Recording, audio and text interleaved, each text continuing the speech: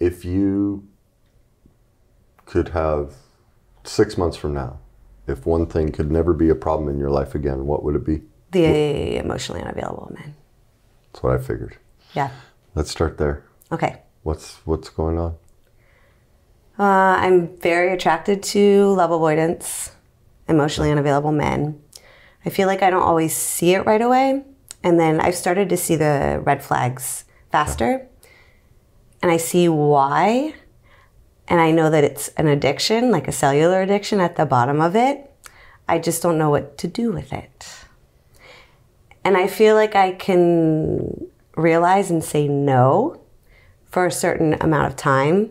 But then I seem to backtrack, and then I'll move forward. And then I backtrack, and then I'll move forward. What does that mean? Give me an example of a recent situation. Or maybe it's just me. For example, I'll make up excuses for them, or I'll see it. In a recent example, let me think. So there's one guy that I keep giving second chances to, and more chances. And I'll make excuses for him, and I'll justify. So what is he doing, and how do you convince yourself to give him another chance? Well, I tell myself, so one thing that I've learned as well, in the beginning of the last year, I realized I would doubt myself a lot and second guess myself on what I really wanted. So, and I've seen a lot, and so I keep telling myself, well, no, it's what I want. It's what I want. And he's helped me heal and see a lot of the underlying patterns in it, like as far as the love that I was missing from my father, the lack of love that I had, how I really want to be loved. So I don't want to be loved this way. I want to be loved that way. And I think I struggle with, but I really want it. But I also know that, like, from all the signs that I see in it, it's emotionally unavailable, and it's ultimately not really what I want. Does that make sense? What I hear is you talking about the theory around it, not the details. And what I'm curious about is, how do you know that he's emotionally unavailable? What are the signs that you see that stand out to you? Because anytime we talk about emotions, or I'll talk about emotions, he runs. And how does he run? Silence. Complete silence. So you do most of this through text? Yes. Okay. Do you ever try and talk to him about it in person? We have a couple. I have once or twice. And it's just smiles, and it's me doing most of the talking, and he doesn't really say anything or comment, but then nothing changes. But you had said he's helped you see stuff about your father and stuff. How did he do that? Because I would have an emotional I would have the emotional reaction. Which is what? What would you do? Anger. Anger. A lot of anger. And how do you express that? I wouldn't express it to him. I've expressed it to him once or twice. But it was more me, where I would just get angry. So almost angry, I internalize it more, where I would tell myself, this is a lack of respect. I don't deserve this. I deserve more. Okay, keep going. And I always try to see both sides, so perspective. And I would ask myself, like, what is this teaching me? What is this anger from? And it would show me, like, oh, this is anger from how your father wouldn't spend time with you, or how your father always seemed to be irritated with you. Like, there's a couple times where I felt like a bother to him, an annoyance. And that's my emotional reaction, so I would own it, and that's how I felt around my father. How did he respond? Like, did you say, No. See, I think I'm a little bit avoidant with it too. Now we're getting somewhere. Yes, I'm avoidant with it too. How are you avoidant? I won't approach him with it. I'll take the feeling and I'll run. Mm-hmm. And I'll figure it out on my... You're doing all this on your own. He's not even aware of it. Yes. So who's the avoidant? Me. Yeah. I mean, two avoidants can be attracted to each other. That's possible. You know, that's very common.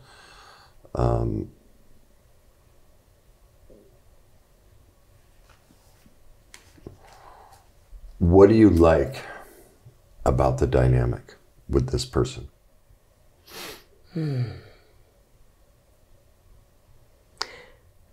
I think, and I'd already mentioned this in either conversation or on the greatness community wall, but one of the payoffs is it's almost like I get to say, I don't care, I'm stronger than that.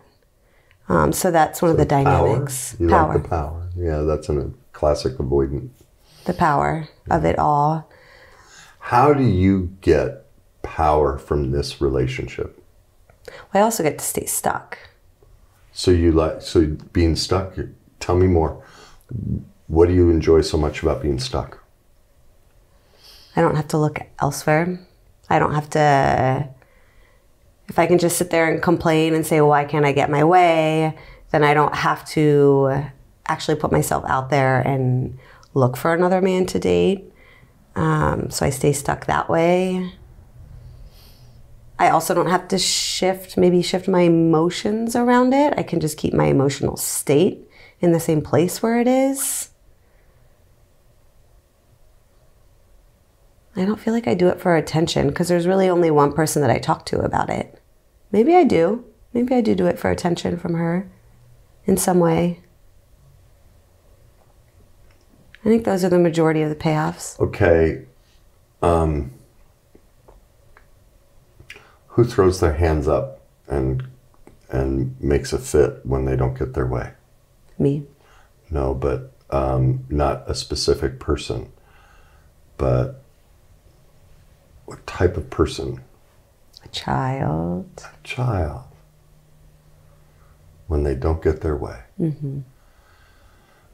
So do you see the power we get from choosing someone who's who is an avoidant? We get to stay the child. We don't have to be responsible for our life. Mm-hmm. We make everybody else responsible. Mm-hmm. That gives us freedom. We get to stay immature. We never have to step into our life, claim our authenticity or anything. There's no responsibility. Everyone else is now there to take care of us. So it's a very manipulative dynamic that keeps us stuck. Mm-hmm. As an infant. And there's tremendous power in being an infant, because what happens when you're an infant? Everybody runs to your rescue. Amen. And so then we have who to go to? Mommy and Daddy. And in this case, you mentioned somebody that might be playing that role. Mm-hmm. Which is interesting because we your girlfriend is who I'm referring to. We share that role. So we go back and forth for each other? Okay. Yes. Yeah, we do. All right. Because she'll come to me for advice as well. Gotcha. Okay. So then when you tell me about the anger. How does the anger show up? It shows up as rage, as like, you can't do this to me. You can't do this to me. Keep going. And rage not just against him, it's against myself as well for going back into it. Okay. It shows up as frustration, sadness, probably sadness at the bottom of it, resentment.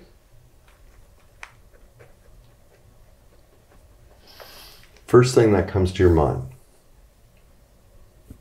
whether it was yesterday or 20 years ago,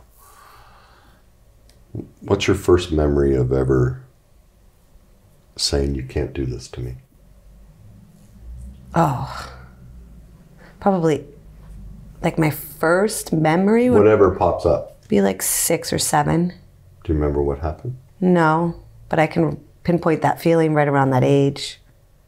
But you don't remember what happened? No.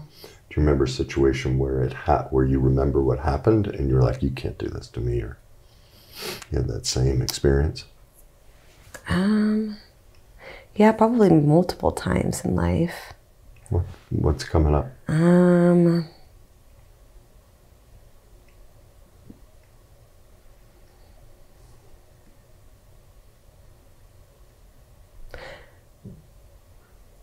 Being grounded. Being grounded, or told I couldn't do things that I wanted to do. Like a memory, very clear memory of running up the stairs to my room and slamming my door. And just having that same feeling. Okay. So if you're being grounded or being told you can't do something, what's that feeling? It's right here. It's rage. Rage. And so anger, remember, is fear. And fear is what? Inadequacy, powerlessness, or helplessness. Rejection. Rejection. Out of those three, which one do you think that feeling? Powerlessness. Amen. Yeah. A lot of powerlessness. And that's the thing about the love avoidant dynamic.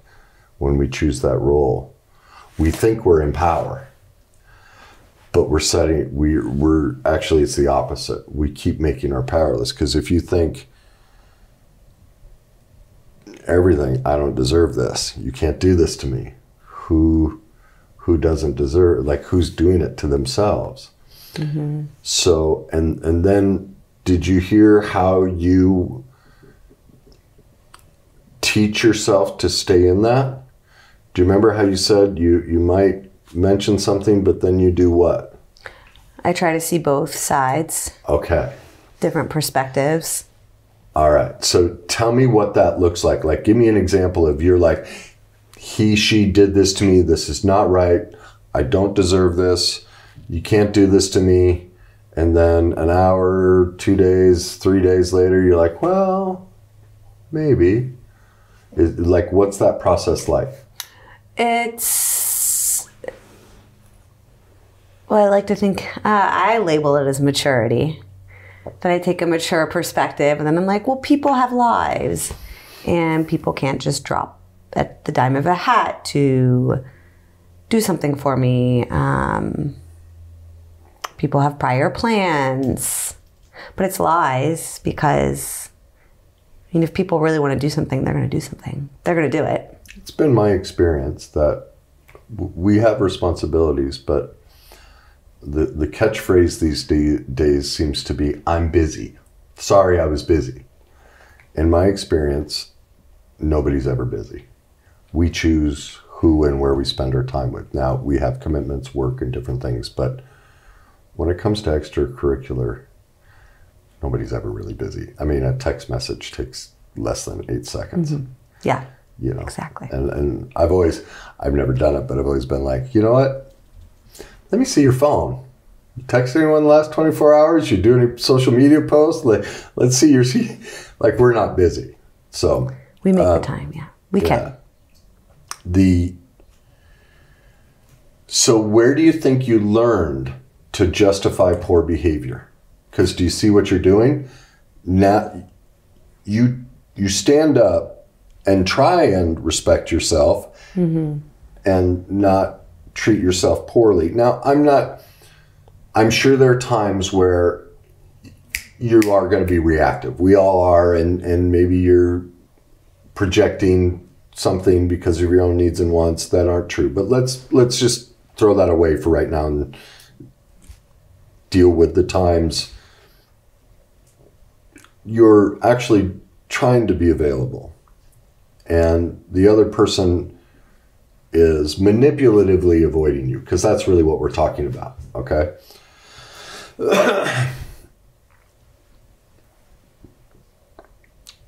When you see how you start talking yourself back into it, where did you learn that? What's that about? My first answer makes me think that it's about attunement and attachment to my parents, because I had to justify to not lose, to feel a sense of love. And it's interesting because it's the same shift in emotions that I feel now as an adult when I justify and reason. So give me an example in childhood. So, for example, I remember my mom, she grounded me from the car it was a consequence, but it was like for 2 weeks. And I was very angry, obviously, and I got up to my room. And then it's probably the same thing, like 2 or 3 hours later, I come out with a sunny disposition because I had to. That was maybe expected of me too. Like, go calm down in your room and make, like, yeah, my mom always expected us to say sorry. And then she'd say, you're forgiven. And so it's the same shift in emotions, like anger, sadness, and then internalizing. And then maybe not forgiving, but putting the feeling away. And it was almost like a reverse of the feeling. So there was a ritual. And it sounds like part of the ritual was you'd get some sort of acceptance or forgiveness. Mm-hmm. Does he give you the same? Mm-hmm. How does he do it? He does. Yeah. How? He does. What's he do? Typically if I will reach out and say, okay, I see this or that, but it's almost like a feeling of connection, like a healthy connection. Yeah, that's when it feels real. And then do you get sexual? Do you guys meet up? Not always. What's the primary way? Like, what needs are getting met by this relationship? Is it purely physical? Is it purely intellectual, emotional, all three? Like, probably sexually for sure. Yeah. Emotionally for sure. Love avoidants are lots of fun sexually. It's just the way they are. That's because their major power dynamic is sex. Dangling the carrot. Yeah, that's what I always pick. That works great, but they always pull it away. You know, unless you conform to a certain behavior, then you get the carrot. Mm-hmm. You know, so is that? So it's also how do you control. earn the carrot? Yeah, it's pure power. It's also control. Mm-hmm. How do I? What do you have to do? What's the ritual in this relationship that reminds you of the ritual you went through with your mom? I have to be unemotional. I have to be in control of my emotions. I have to not expect, not demand. And basically, I have to be very clear in communication, like very direct. No joking around, no. So that's basically, and it's all on his schedule, completely. Like I never know. Okay. So then, are you able to map out the cycle of this loop you're on, of the high you get from the chase, mm-hmm. and how you start giving yourself away as you chase him, and he slowly rejects you, which triggers the rage, then the internal explosion, the slamming of the door and going in your room and pouting and throwing a fit, screaming at the pillow, and then coming out and realizing, well, wait a minute, the only way I'll get his attention is just like mom. I have to shut all this off, shut down, come back out with my sunny disposition, but only in a certain way so that I get forgiveness, and boom, I get this area here where he's available emotionally only in his way, intellectually only in his way, and sexually, you know, and which is similar to mom. Not that there was sex involved with mom, but you get my point of we're going through all this for this little bit. Are you able to map that out? I've never tried. I'd encourage you to look at that and see each step of the way.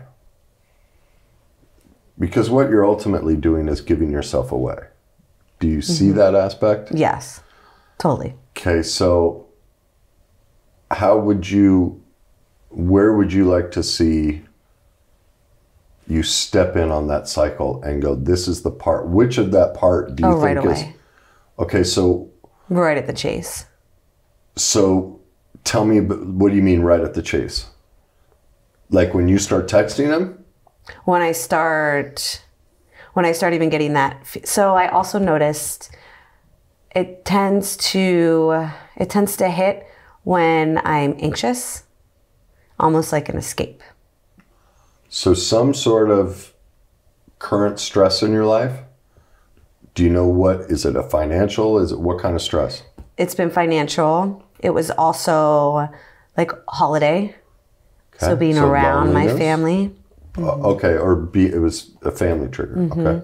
Yeah. Like I'm going to be around my family. I need an escape. Maybe loneliness. Maybe some loneliness too. Okay. And so your medication right now, has this been a common trait with men that you picked? When those stressors hit, that's when you get I'm assuming you get flirty and you dangle the carrot. Is that how it works? Yeah. Okay. As opposed to, hi, I'm feeling lonely right now. Could we go have coffee and chat? Yeah. It becomes, hey, look at the new outfit I bought. Salacious pic or, something like that. Not anymore.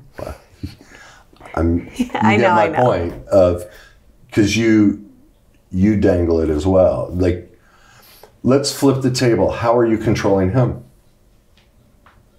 Through what's the route? What's the cycle you take him on?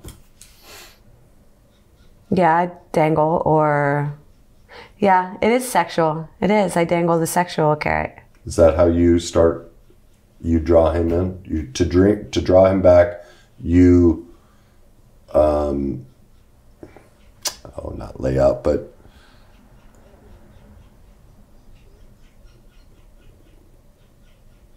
I'm drawing a blank on the word. It's so obvious. I just didn't want to say the same one. But you dangle the carrot of sex. You get promiscuous.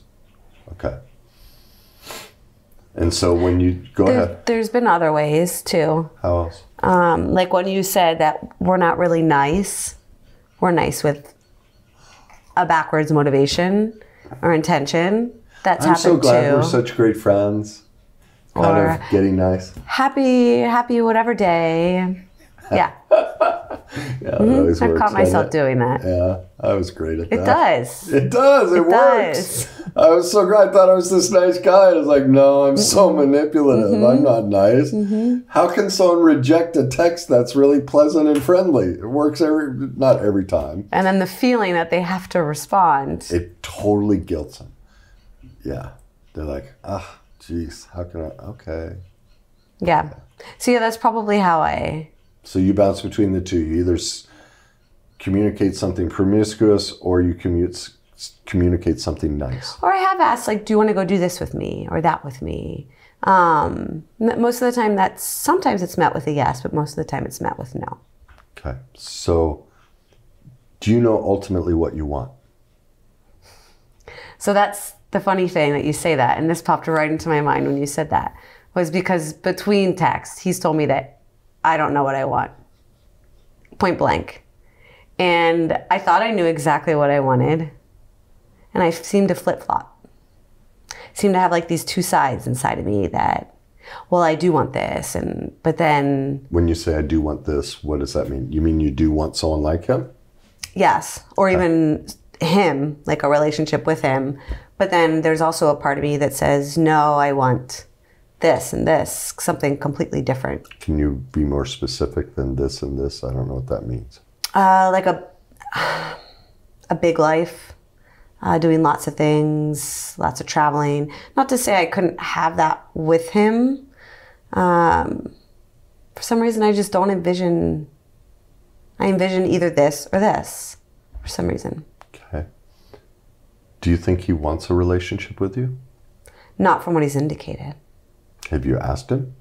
Yes, I've asked him twice. The first time, actually, that's how I found out that he was dating someone else. Oh! And he had been for the past 3 months. And everybody else knew. But he never mentioned that to me. And how did you react to that? Nice. Really? I did. What did you say or do? I told him that was great. And I said, are you happy? He said, yeah. I said, good, if you're happy. Wow. I can just feel the power in that. That's so nice, and I'm not even affected. You get to choose how you want to respond. Yeah, but I can feel the manipulation of, oh, good for you. Like, you don't have power over me. I'm not going to give you that. So I'm going to congratulate you and support you and go, oh, that's wonderful. I'm glad you're so happy. Yeah, I see that. Yeah. And then the second time, well, I'd gotten angry with him, and I'd gone off on him by text. And he responded and was like, I never promised you anything.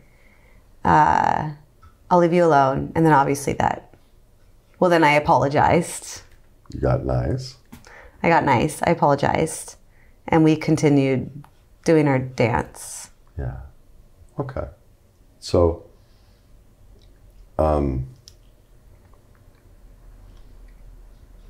why are you so afraid of commitment? He's told you right from the beginning who he is. I have another relationship. I don't want one with you. From what I'm hearing from you, you know exactly what is expected.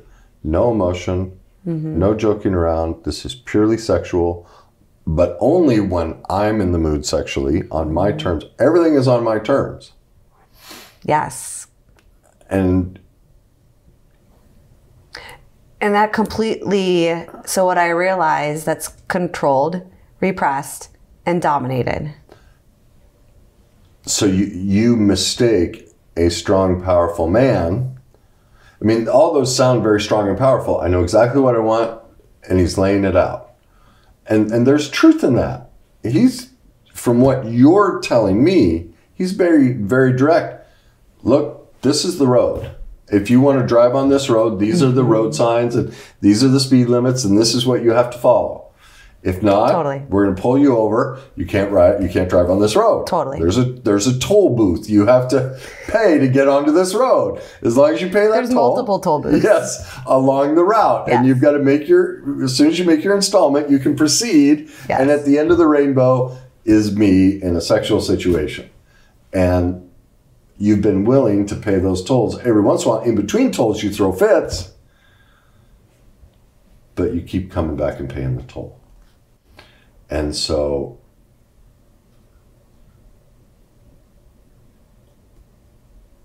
why isn't that what you want? Because I don't think that's not my vision of a loving relationship. What is your vision? Great question. Communication, respect. Okay. When you text, you answer. Even if it's just, I can't talk right now, or not right now, but you acknowledge the other person. Appreciation. Doing things together, not just sexual. Going places, traveling, basically having a life together. Okay, and with him, that's a relationship with him doesn't include any of that. Not as I've seen it, no. Okay. It's just been power struggle after power struggle. Okay. So what I heard you just explain is your needs and wants. Mm-hmm.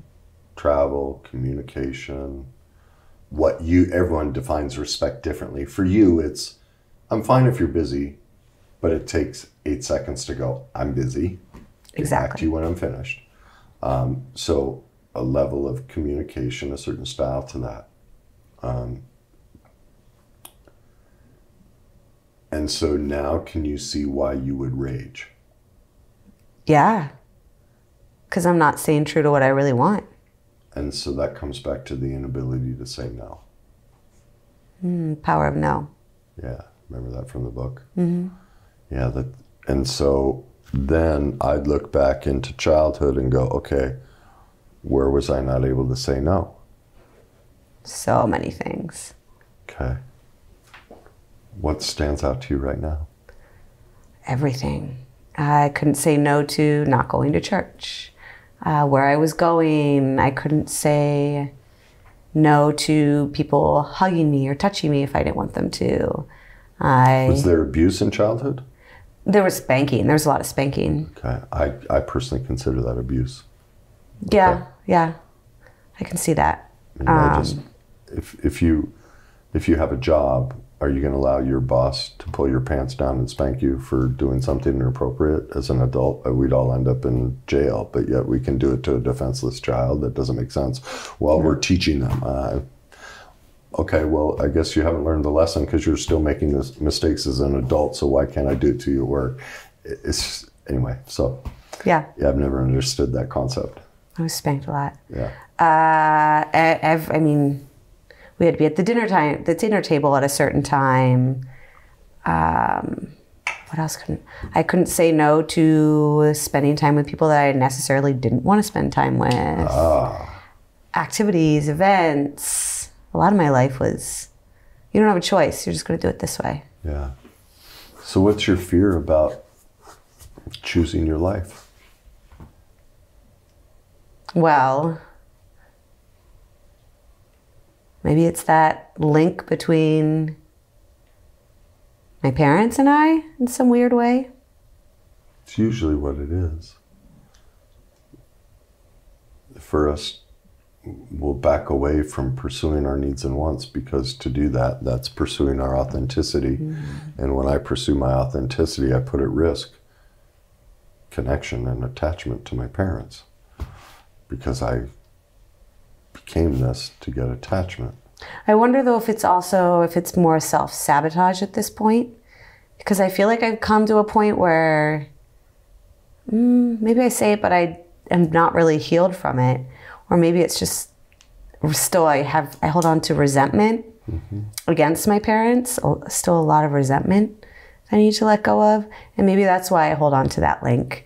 Because like you said, I might be resentful, I might be angry, but I'm still choosing it. And that gives me power. Yeah, that's what lack of forgiveness and all of that is it's victim power. But it, again, keeps me the child. Yeah. I'm still attached. I'm still reliving childhood. And so not pursuing it, you'd called it self-sabotage. Well, self-sabotage is the shame piece. That's where self-sabotage is us choosing to victimize ourselves to get power. We want power. And the best way we know how to get power is to be the instigator of our own demise. And the added benefit of that is it keeps, like we already talked about, keeps me irresponsible, keeps me the child. I get to throw fits. I get to stay connected to my parents. And have you done any sort of anger or rage work around childhood and all of that? I'd really consider writing, and I wouldn't mail them. I'd consider rage letters at your parents for the powerlessness. Now, the key isn't to get into, it's like when you locked me in my room, but the key is to get into the feelings, not locked me in my room and I stared at the walls all day and all I could do was play with my dolls. Like that's describing facts and events. When you do that, that's an avoidance of the emotional event. So it's when the door slammed behind me and I heard it lock, I felt enraged and then let the judgments out. You selfish, you blankety blank, blank, blank, blank, blank, blank, blank. You hit something with the judgments because I feel like I still have a fear of judgment, of judging others, because again, it goes into my perfectionism. Then I'm bad and I'm shameful for judging others. Tell me how that message got sent. How did that show up? Probably in childhood. Do you remember events? No, I just know that, not off the top of my head, but I know that my parents my mom's family was very, very religious, super religious. So we were told many times, oh, don't sin, or so it was a spiritual judgment. Yeah. Yeah, isn't that funny? The spiritual, don't be judgy, is they're judging you for being They're condemning you. Yeah. Yeah. For so many things. Yeah, it's very judgmental. Very hypocritical. Yeah, exactly. Don't do this, don't do this, don't do this, and all of it's judgment. Yeah, exactly. Okay. So it sounds like there's a heavy ritualistic religious aspect. Yes. To what you went through. Yeah, and I've done I feel like a lot of the spiritual work. I probably still have more to do, obviously, if I'm holding on to things and not forgiving. What do you think you need to have to do? Forgive. What does that mean to you? Let go of it. And but go ahead. Ultimately, I'd want to change the underlying feeling. Okay, tell me what let go of it means to you, and what's the underlying feeling you'd like to change? The resentment. So forgive them essentially for not being the parent that I needed or the person that I needed in the moment, and let it go. Let it be free. Where were you not the person you wanted to be in the moment? Not standing up for myself. And so how are you not standing up for yourself now? Probably more ways than I realize. And I've found myself telling myself, it's not worth it. I have that mantra in my head. It's not worth it. Let it go. It's not worth it. But then I stay out of my true power and I stay in my false sense of power because I choose to rise above it. My dad said that a lot too. Like, that was really and I think my father was very powerless in his childhood, just based on reactions and what I can remember from childhood. But that was always something he said. You can't control others, but you can always choose how you're going to respond to others. Wow. And how did you watch your dad respond to others? Depended on his mood. Is that similar to you? Yeah. Yeah, whether you're nice or angry or manipulative. Yeah. So which of those do you want to be? I want to be the calm, peaceful person. So how would a calm, peaceful person handle this guy? Walk away. And when you consider that, what feeling rushes over you?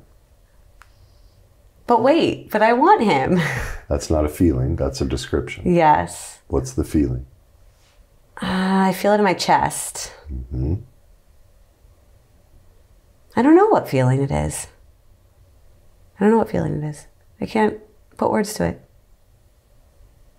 I just know that there's a feeling that's like, no.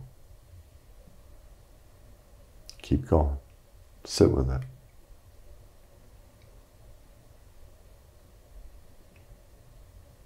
I'm trying to think of the feeling wheel. Fear. Okay. It's fear. And out of the three fears, which is it? Inadequacy. Inadequacy. In what way? Not enough.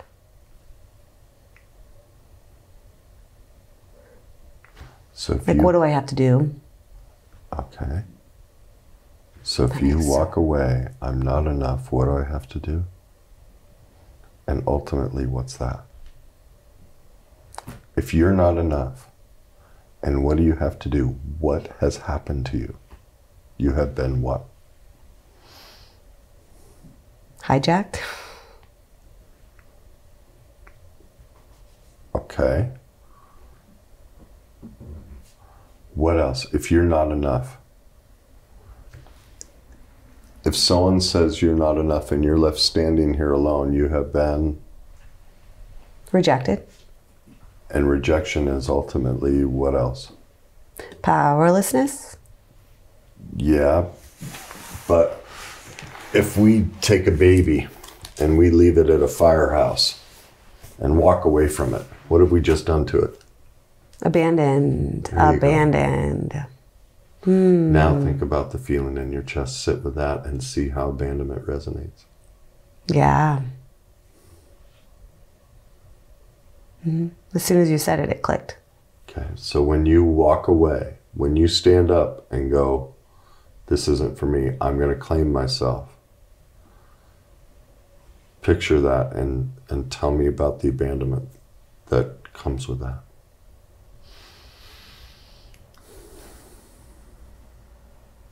It's like I stay strong for...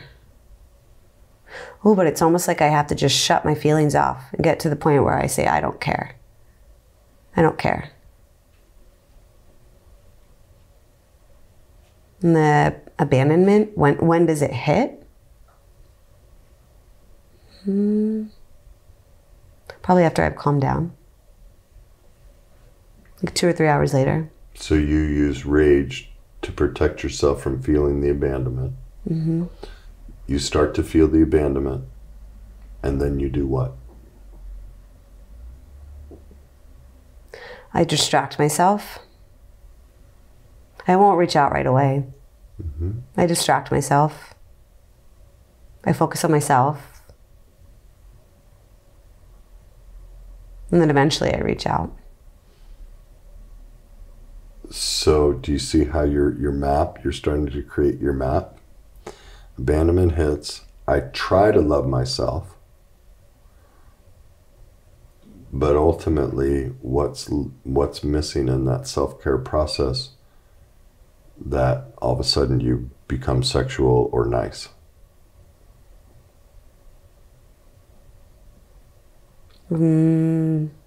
Respecting myself?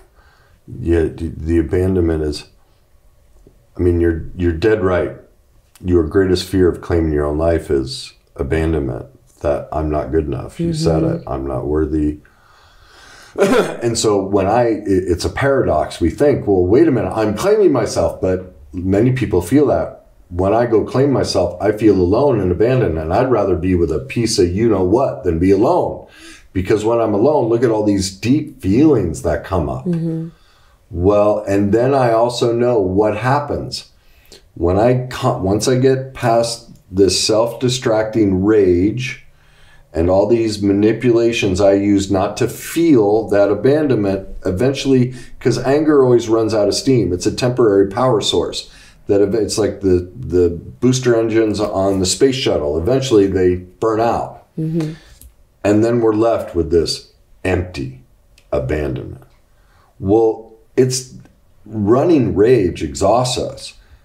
It allows us to feel that abandonment, but then we're depleted, but we're depleted enough that we kind of go, okay, I'm going to love me. So we pursue a little bit of that, but the hole is so deep, and now we're really feeling the abandonment because now we're in it. And so then it's a reach out. No, I need an external source to fill the hole.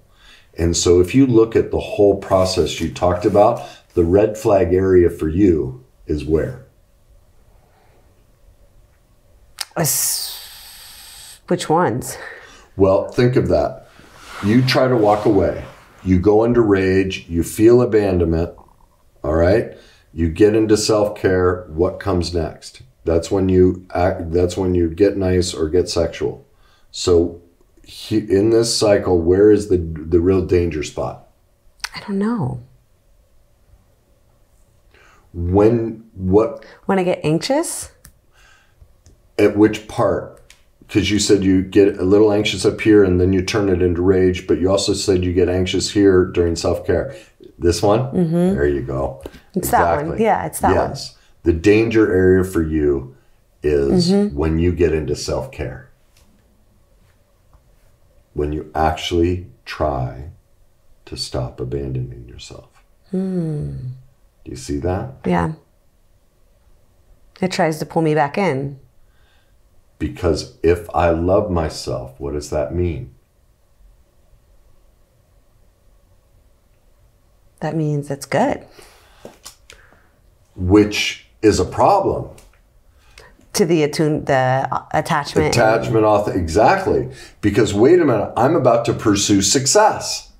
I'm about to pursue my authenticity. I'm loving myself. I'm making my life and my priority, like you said, travel, a bigger life.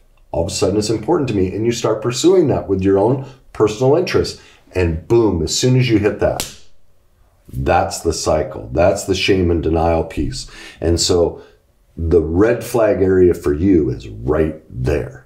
Now, what are your defense mechanisms, or really attack mechanisms and justifications you use to get sexual and get nice? Like right there. That's the crux of it. Okay, so that would be, oh, I need a stress release. It's better. Well, I don't want anyone else right now. I don't have anything, like, I'm not interested in anything else right now. Yeah. But it's really what I want. Yeah, that's what I want. Yeah. It's really what I want. Isn't it funny how you said that? I can handle it. I can handle it. Yeah, that's a good one. Yeah. I can handle it. I used to use that one too. Yeah. I love how you said, I don't want anything else right now. Did you hear that? You didn't say, I don't want anyone. Yeah. Oh, that is like completely using it to fill that void. Wow. Yeah. How did I not catch that? Those voices. That mantra. Yeah. He's a thing. Yeah. It's just an addiction. Yeah. It's an attempt to soothe intolerable pain. And so in this moment, it's an unwillingness to sit through and work through that pain and go, okay, I'm done hurting myself. And I'm done hurting someone else because I'm treating this person. Well, let me ask you, does it fit within your morals and values to treat a person as a thing? No. Okay. I mean, I don't judge it. Okay. Getting into that reality of, wait a minute, are you okay with being treated like a thing? I mean, some people are. Like, again, it's one of those things to look at of, because of the release of being, you know, so is there an aspect too? Because if he's a thing, then I'm a thing too. So I'd look at that of, if you're a thing, what does that give you? If you're a thing to a person, when we just, you know, become a sexual thing to somebody like that, or a manipulative thing, what's the benefit of that? Do you see what you get from being a thing? You can be avoidant. Yeah. You don't have to have real feelings attached to it. Yeah.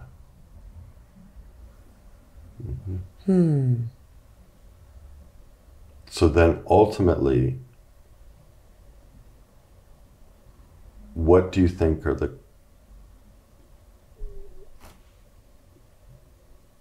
what do you think is the main choice you have to make for you?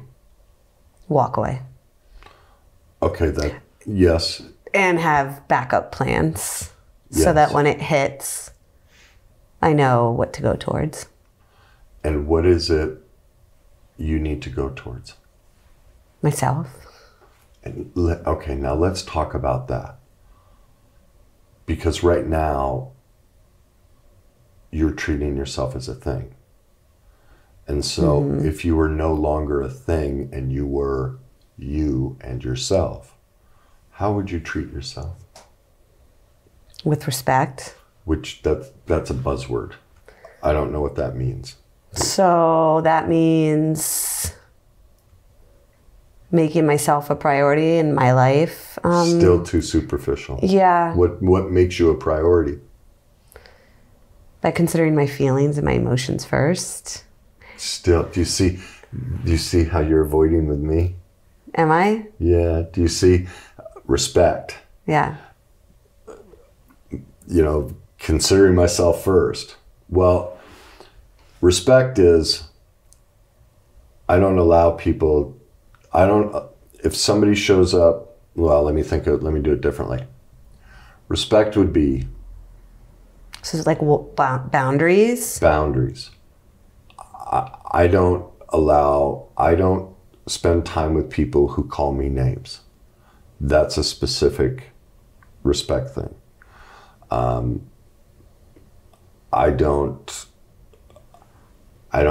allow myself to date people who don't respond to text messages. That's a respect thing. But one of the ways you guard yourself and keep yourself a thing is you use generalities from what you really need and want so that you can guard the deeper piece of who you really want to be. So try again. How do you know you'd love yourself? What would that be? I don't spend time on people that don't acknowledge me. And so you spend your time doing what? I spend my time with people that want to share and that want to spend time with me and that value me. Do you have people like that in your life? Yes. How many? Like 1 or 2. Okay. Is that enough, or are you the type who needs more? How many do you need? I don't know. I don't want to limit it. I feel like I could get to the point where maybe not a community, but a good tribe. Do you see a dinner table? It's like 10. How many? 10 people. 10 or 15. A table of 10 people. Mm-hmm. So there's a goal. When I want to be a thing or make him a thing, instead, I'm going to cultivate someone in the group. I don't know your social circle. I know the groups that you're in. I'm going to reach out to them and try and build connection there, or through, your work and different things like that. Yoga, all that different stuff AA meetings, meetup groups. I mean, there's millions of opportunities to build connection over interests that you share. Mm-hmm. So, I mean, what other interests do you have besides yoga and personal development? Anything fitness related, nutrition. Okay. Nutrition. Cooking, kids. I have children. I love talking to moms. So moms groups, cooking groups. Design. Like, do you see all the different meetup groups, different avenues you could go and have a table full of different interests at the table? Like, wow, that sounds like a great dinner. I want to be invited. There's a lot of eclectic people in that mix. That sounds perfect. Yeah. Yeah. So what else do you need to not be a thing? Love. And what is love? Love is that warm, fuzzy feeling. Love is taking care of yourself. And how do you take care of yourself? By acknowledging yourself, by... Too superficial. Love is by not ignoring your feelings. Still too superficial. What actions? I'm going to give you some examples of those things, and maybe you'll be able to see it in ways that work for you. Okay. Ways I love myself are clothes. I love to dress well. It just fills my soul. I love to lay by the pool. I love to go for walks. I like jazz clubs, blues clubs, comedy clubs. I like to fly fish. I like to camp. I love coffee in the morning, sunrises, sunsets, painting, yoga, meditation. Like, these are, and did you hear all of those? I don't require anybody else. That's me filling my tank. I go do those things for myself. I do a lot of that already. Okay. I feel like ultimately at the bottom, it might just be loneliness too. There you go. And reaching out maybe it's a fear of the unknown and just going back to what I know because it's easier and it's less scary than going towards trying other things and new things. Because I do a lot of fitness. A lot of my self-care is fitness. Like, I love trying any new fitness studio. I love the beach. I'm starting to travel. I love going to bookstores. I love getting my hair done. I love getting my nails done, pedicures. I love giving myself a facial at home and baths, cooking, spending time cooking, cleaning my house is an act of self-love for me. So I have a lot of those. And I think I'm just lonely. So you need connection. For love, all the other things, what you're really saying is, I need relationship. Yes. Okay. Do you pursue, I know you have some girlfriends.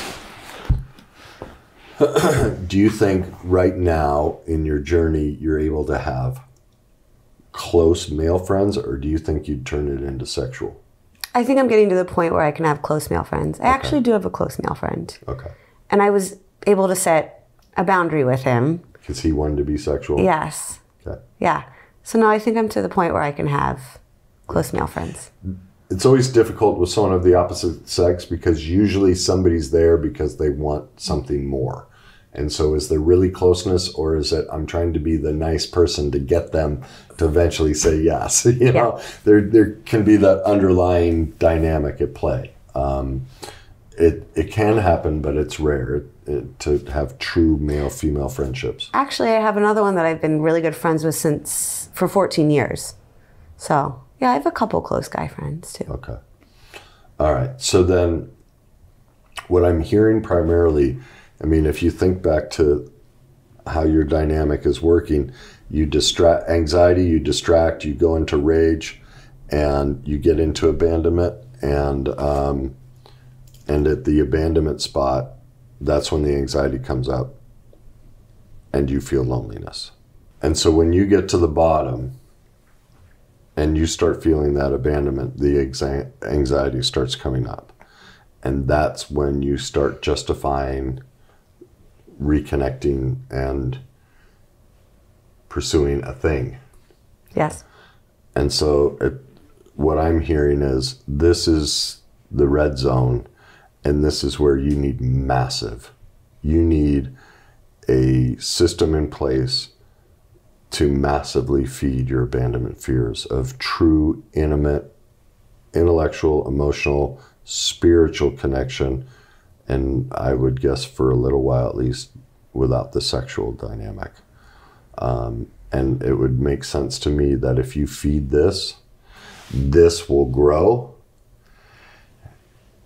and take over. Does that make sense to you? Mm-hmm. Okay. So then what sort of plan could you put in place to build that intimacy connection to meet that abandonment need? With myself or with others? With others, yeah. Like how are you going to go about meeting your need for connection? Well, I can always reach out to my good friend. But I think I need to start reaching out to other people too. And meeting new people, a new group. A new group, yeah. I think that's... So I think I need to start going to some meetups. Mm-hmm. Or some events. Yeah. It sounds like the general... It would not shock me that most people you get in touch with here help create the dynamic, because there's a sexual thing, there's something involved that keeps the loop going. Well, also because I realize I've always, in the past, depended on sexual activity for connection. Yeah. And I feel like I've come a long way in that, where I don't need it for connection. I can find other ways to connect to people now and communicate it in a healthy way without going about it in a backwards, manipulative way. Yeah. But yeah, you're correct. Okay. So it's slowly moving. One of the things with love avoidance is because of the intimacy fears. This is another suggestion for you to help mitigate this cycle is find a group of people that are willing to make one phone call, not text message, one phone call every day and share 3 feelings. I feel angry. I went to work today and my boss was late. I feel excited. I drove to work today and because it's a holiday, nobody's on the road. it doesn't matter what it is, but it's a simple three feelings. But learning to be vulnerable with your feelings, and then also asking the other person, no feedback. I just need to be heard. Because in an environment like yours, you couldn't be heard. Oh, I was given feedback all the time, but it was not exactly at all what I was thinking or... Yes. Yeah. And so if you could set up a phone tree, 3 to 5 people, and there's some sort of commitment that every day we call somebody on this list. You get a phone list going of, the more people, the better. But you have to at least call one person on that list every day and share 3 feelings. And you guys can negotiate whether leaving a message on a voicemail is okay, or if it has to be a discussion. I'll let you decide what works best for you. But that's a great way to mitigate not getting, because once you get in this danger zone, it's pretty tough to stop. Mm-hmm. You're kind of done by then, because it's really starting with this rage. This rage is really the first trigger. The dissociative rage is the first trigger that you're heading in this direction. And so here is probably where you need to be making those phone calls the most. Okay. And going, I'm angry, I'm giving myself away, I did it again, whatever it may be, is really learning to express and get vulnerable here with yourself. So